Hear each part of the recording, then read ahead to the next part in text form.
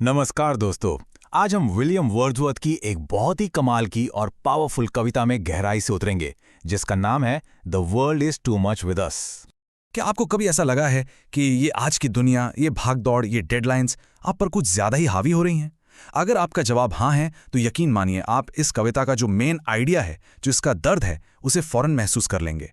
तो सबसे पहले ये जानना जरूरी है कि ये कविता किसने और कब लिखी। इसके कवि हैं विलियम वर्ड्सवर्थ, जो रोमांटिक मूवमेंट के सबसे बड़े कवियों में से एक माने जाते हैं। वो उस दौर में थे जब इंग्लैंड में इंडस्ट्रियल रेवोल्यूशन यानी औद्योगिक क्रांति सब कुछ बदल रही थी। हर तरफ फैक्ट्रियां लग रही थीं, लोग शहरों की तरफ भाग रहे थे और जिंदगी का मतलब सिर्फ पैसा कमाना और सामान इकट्ठा करना बनता जा रहा था। प्रकृति से इंसान का जो गहरा रिश्ता था वो टूट रहा था और यही बात वर्ड्सवर्थ को अंदर तक परेशान कर रही थी। तो चलिए अब सीधे कविता पर आते हैं। कविता की जो पहली 4 लाइनें हैं वो एक तरह से पूरी समस्या की जड़ को हमारे सामने लाकर रख देती हैं, वो कॉन्फ्लिक्ट जो वर्ड्सवर्थ समाज में देख रहे थे। तो पहली 2 लाइनें कुछ इस तरह हैं। The world is too much with us, late and soon, getting and spending we lay waste our powers. अब यहाँ वर्ल्ड का मतलब पृथ्वी नहीं है, बल्कि दुनियादारी है, मटीरियलिज्म, पैसा, चीजें, सोशल स्टेटस। वर्ड्सवर्थ कह रहे हैं कि ये दुनियादारी हम पर बहुत ज्यादा हावी हो गई है। लेट एंड सून मतलब हर वक्त, दिन रात। चलिए इन फ्रेजेस को थोड़ा और खोलकर समझते हैं। The world is too much with अस का सीधा सा मतलब है कि हम भौतिकवाद में, मटीरियलिज्म में पूरी तरह डूब चुके हैं। हमारी जिंदगी का एक ही मकसद रह गया है, गेटिंग एंड स्पेंडिंग, कमाओ और खर्च करो, कमाओ और खर्च करो। और इस चक्कर में हम क्या कर रहे हैं? We lay waste our powers. हम अपनी असली ताकत, अपनी असली शक्तियों को बर्बाद कर रहे हैं। और ये शक्तियां कौन सी हैं? ये हैं हमारी आत्मा, हमारी सोचने की शक्ति, हमारी क्रिएटिविटी और सबसे जरूरी प्रकृति के साथ जुड़ने की हमारी काबिलियत। अगली 2 लाइनें इस दर्द को और बढ़ा देती हैं। Little we see in nature that is ours, we have given our hearts away a sordid boon. Wordsworth कह रहे हैं कि इस अंधी दौड़ की वजह से अब हमें प्रकृति में कुछ भी अपना सा नहीं लगता। वो हमारे लिए बस एक बैकग्राउंड इमेज बनकर रह गई है। और ऐसा क्यों हुआ? क्योंकि we have given our hearts away, हमने अपना दिल बेच दिया है। और ये सौदा कैसा है? एक सॉर्डेड बून, एक बहुत ही घटिया, एक शर्मनाक वरदान। सॉर्डेड बोन अपने आप में एक कमाल का ऑक्सीमोरॉन है, मतलब 2 उल्टे शब्द एक साथ। बून का मतलब होता है वरदान और सॉर्डेड का मतलब है घटिया या गंदा, तो ये हुआ गंदा वरदान। जरा सोचिए, ये कुछ ऐसा है जैसे आपको दुनिया की सारी दौलत मिल जाए, लेकिन उसकी कीमत में आपको अपनी आत्मा, अपनी इंसानियत या अपनी खुशी बेचनी पड़े। तो क्या वो दौलत किसी काम की है? यही वो सौदा है जिसकी बात वर्ड्सवर्थ कर रहे हैं। तो ठीक है, हमने प्रकृति से नाता तो तोड़ लिया, पर इसका नतीजा क्या हुआ? हम असल में खो क्या रहे हैं? कविता का अगला हिस्सा हमें यही दिखाता है।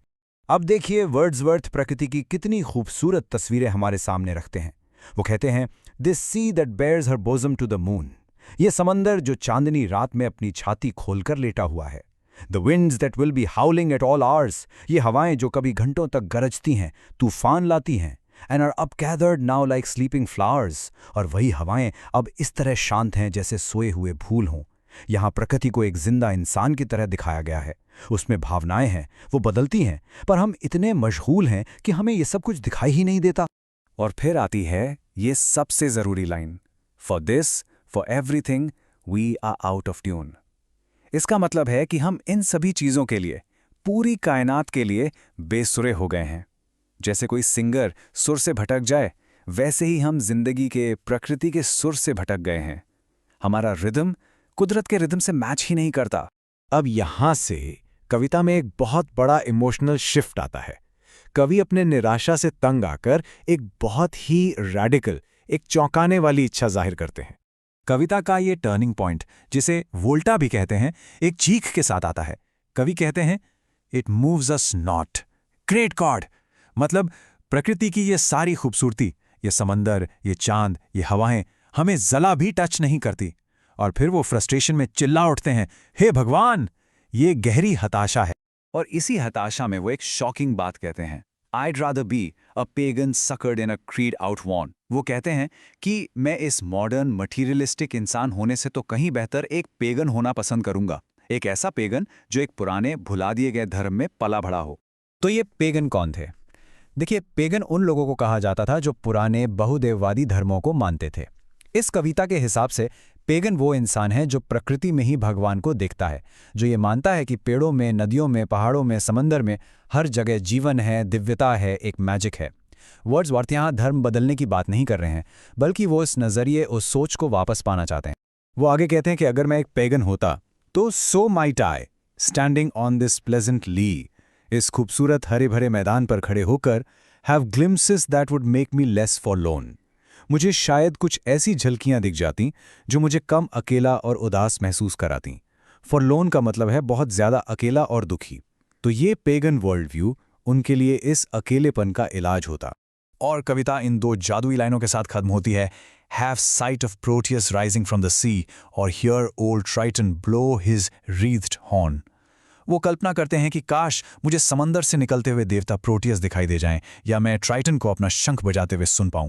अब ये प्रोटियस और ट्राइटन कौन है? ये ग्रीक मिथोलॉजी के समुद्री देवता हैं। प्रोटियस अपना रूप बदल सकते थे, जो प्रकृति की डायनामिक बदलती हुई शक्ति का प्रतीक है। और ट्राइटन, जो समुद्र के देवता पोसाइडन के बेटे थे, वो अपना शंख बजाकर तूफानी लहरों को शांत कर देते थे, जो प्रकृति की शांत और डिवाइन पावर का प्रतीक है। तो असल में वर्ड्सवर्थ ये कह रहे हैं कि काश मैं प्रकृति को फिर से जिंदा, जादुई और दैवीय रूप में देख पाता। एक ऐसी दुनिया जिसे आज का इंसान अपनी अंधी दौड़ में देख ही नहीं पा रहा है। तो अब सवाल ये उठता है कि इस 200 साल पुरानी कविता का संदेश आज 21वीं सदी में हमारे लिए इतना जरूरी क्यों है? इस कविता का जो कोर मैसेज है वो एक बहुत ही शक्तिशाली चेतावनी है। यह हमें आगाह करती है कि हम प्राकृतिक दुनिया के साथ अपना सबसे ज़रूरी, सबसे बुनियादी मानवीय रिश्ता खोते जा रहे हैं। कविता मटेरियलिज्म की समस्या को पहचानने से शुरू होती है और कवि की उस गहरी, डेस्परेट इच्छा पर खत्म होती है, जहां वो उस रिश्ते को वापस पाने के लिए कुछ भी करने को तैयार हैं, चाहे वो एक पैगन बनना ही क्यों ना हो। और आखिर में ये कविता हमें आज के लिए एक बहुत ही ज़रूरी सवाल के साथ छोड़ जाती है। इस दुनिया में जो स्क्रीन्स, स्मार्टफोन्स और नॉन-स्टॉप नोटिफिकेशन से भरी हुई है, इस दुनिया में हम इन ट्यून कैसे रह सकते हैं? हम प्रकृति के साथ और अपनी असली इनर पावर्स के साथ अपना कनेक्शन टूटने से कैसे बचा सकते हैं? उम्मीद है आपको ये एनालिसिस पसंद आया होगा। देखने के लिए बहुत बहुत शुक्रिया। अगर आप इसी तरह और भी लिटरेचर को गहराई से समझना चाहते हैं तो हमारे चैनल को सब्सक्राइब करना ना भूलें। धन्यवाद।